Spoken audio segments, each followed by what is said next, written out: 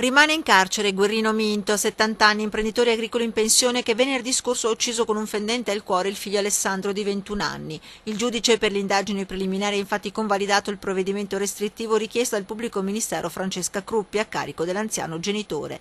Nonostante l'avanzata età, il GIP ha ritenuto di non concedere gli arresti domiciliari all'uomo, soprattutto per tutelare l'incolumità di altri parenti, visto l'aggressività manifestata dall'anziano. L'accusa nei confronti di Guerrino Minto è di omicidio volontario aggravato dall'aver commesso il fatto contro un discendente e dai futili motivi, il denaro. Nel corso dell'udienza di convalida, il settantenne ha praticamente confermato la ricostruzione già resa al pubblico ministero Francesca Cruppi in sede di sopralluogo.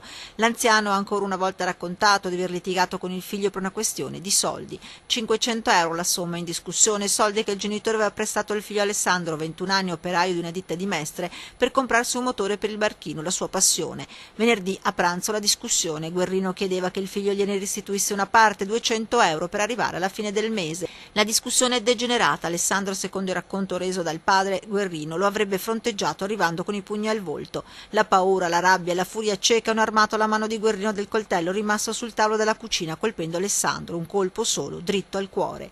Una tragedia familiare che ha lasciato sconvolto il comune di Campagnalupia, dove la famiglia era conosciuta. Sul cancello di casa, in via Primo Maggio, è comparso un piccolo mazzo di rose, 3 rose rosse legate all'inferiatra, 3 rose d'amore. Un amore, quello interrotto tra Alessandro e la sua giovane fidanzata ancora minorenne e distrutta dal dolore, come ci raccontano i familiari della giovane che per riservatezza non abbiamo voluto inquadrare in volto. Una cosa triste, perché non doveva succedere sta roba che so qua. Ma il papà come era? Guarda, Lo conoscevate? sì, ma mica ho parlato sì, no, 3 volte assieme, basta. Però è una roba molto dolorosa, molto triste sta roba che so qua. Qua è una situazione veramente bruttissima in questo momento. Non vuole vedere nessuno? Più che altro è il modo, quello che è successo. Un dolore incolmabile che ritroverà tutti domani sera alle 21 per una veglia funebre in parrocchia, mentre i funerali di Alessandro Minto potrebbero tenersi a metà settimana, appena si avrà il nulla osta dopo l'autopsia.